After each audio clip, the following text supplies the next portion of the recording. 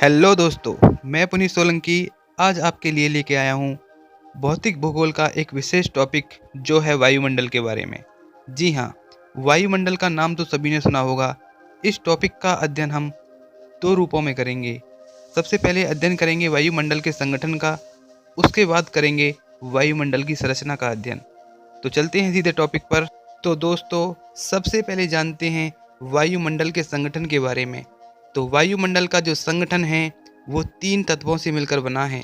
इन तत्वों में पहला तत्व है गैस, दूसरा तत्व है जलवाष्प और तीसरा तत्व है धूल कण। तो ये तत्व वायुमंडल के संगठन में सम्मिलित रहते हैं। अगर गैस की बात करें तो वायुमंडल में 78% nitrogen, 21% oxygen, 0.93% argon, 0.03% carbon dioxide तथा अल्प मात्रा में hydrogen, helium, ozone, neon, xenon आदि गैसें उपस्थित रहती हैं।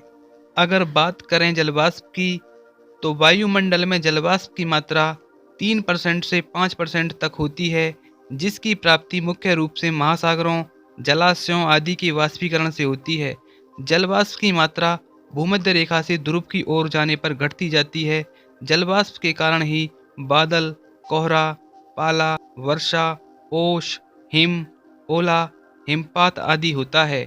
वायुमंडल में ओजोन परत सूरज से आने वाली मानव के जीवन के लिए हानिकारक पराबैंगनी किरणों की 93 से 99% मात्रा को अवशोषित कर पृथ्वी सतह तक आने से रोक लेती है।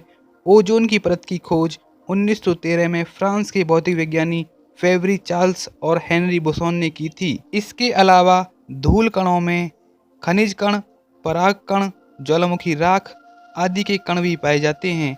इन्हें एरोसोल भी कहा जाता है और इनके अभाव में बादलों का निर्माण नहीं हो सकता, क्योंकि इन्हीं के सहारे जलवाष्प एकत्र होती है। इसलिए इन्हें आर्द्रताग्राही नाविक भी कहा जाता है। दोस्तों, आइए अब बात करते हैं पृथ्वी के वायुमंडल की संरचना के बारे में।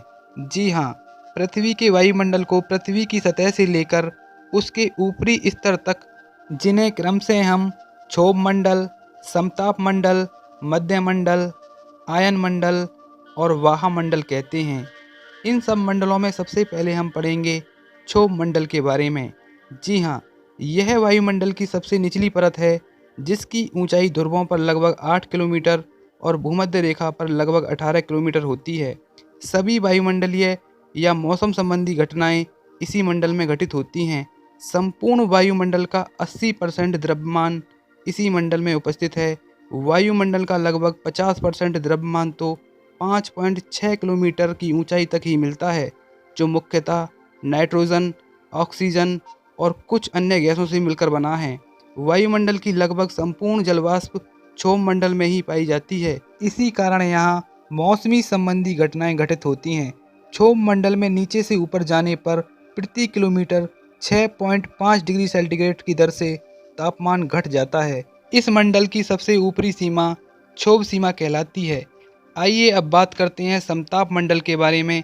जी हाँ, यह वायुमंडल की दूसरी सबसे निचली परत है, जिसकी ऊंचाई लगभग 12 से 50 किलोमीटर तक होती है। ओजोन परत इसी मंडल की ऊपरी सीमा पर पाई जाती है, जो पराबैंगनी किरणों का अवशोषण करती है। समताप मंडल में तापमान लगभग समान रहता है, लेकिन ऊंचाई बढ़ने के साथ इसका तापमान बढ़ने लगता है, जिसका कारण पराबैंगनी किरणों का ओजोन परत द्वारा अवशोषण है। वायुमंडलीय या मौसमी घटनाएं इस मंडल में घटित नहीं होती हैं। इसकी सबसे ऊपरी सीमा समताप सीमा कहलाती है। वायुयानों की उड़ान हेतु यह मंडल सबसे अधिक उपयुक्त होता है। आइए अब बात करते हैं तीसरे मंडल, जिसका नाम है मध्य मंडल। जी हाँ, यह वायुमंडल की तीसरी निचली और समताप के ऊपर स्थित परत है, जिसकी ऊंचाई लगभग 50 से 80 किलोमीटर होती है। क्षोभ मंडल में नीचे से ऊपर जाने पर तापमान घटता जाता है। यहाँ का औसत तापमान लगभग -85 डिग्री सेंटीग्रेड होता है। अंतरिक्ष से पृथ्वी के वायुमंडल में प्रवेश करने वाले लगभग सभी उल्कापिंड इस परत पर आकर जल जाते हैं। दोस्तों, आइए अब बात कर लेते हैं वायुमंडल की अगली परत तापमंडल के बारे में, जिसे हम आयन मंडल भी कहते हैं। यह मध्यमंडल के ऊपर स्थित परत है, जिसकी ऊंचाई लगभग 80 से 700 किलोमीटर तक होती है।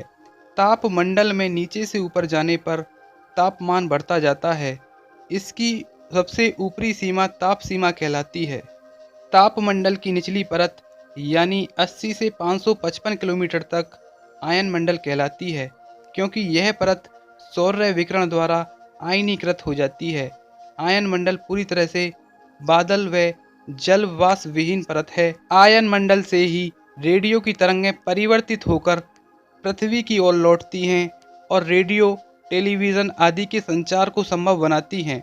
संचार उपग्रह इसी मंडल में उपस्थित होते हैं और पृथ्वी की बेहद चमत्कारिक घटना उत्तरी ध्रुव प्रकाश अरोरा बोरोलिस तथा दक्षिणी ध्रुवीय प्रकाश अरोरा ऑस्ट्रिच इसी मंडल में घटित होते हैं, जिसकी वीडियो आप मेरे इस चैनल पर देख सकते हैं। आइए दोस्तों, अब बात करते हैं वायुमंडल की आखिरी परत वायुमंडल के बारे में। तो दोस्तों और विद्यार्थियों, यह तापमंडल के ऊपर स्थित है, जिसकी ऊंचाई लगभग 700 से 10,000 किलोमीटर तक होती है। यह वायुमंडल की सबसे बाहरी परत है, जो अंततः अंतरिक्ष में जाकर मिल जाती है। वायुमंडल में हाइड्रोजन व हीलियम गैस की प्रधानता होती है। तो दोस्तों और विद्यार्थियों, ये जो वायुमंडल है, इसकी अभी भी वैज्ञानिक खोज वगैरह कर रहे हैं। इसकी अभी पूरी जानकारी नहीं मिल पाई है। तो दोस्तों और विद्यार्थियों, आपको आज की यह वीडियो कैसी लगी ज़रूर कमेंट करके बताएं और मेरी इस वीडियो को अपने दोस्तों में शेयर करें। और ऐसी ही अच्छी इंटरेस्टिंग वीडियो देखने के लिए मेरे इस चैनल को सब्सक्राइब करें और आने वाली वीडियो को सबसे पहले देखने के लिए बेल आइकन दबाना ना भूलें। धन्यवाद।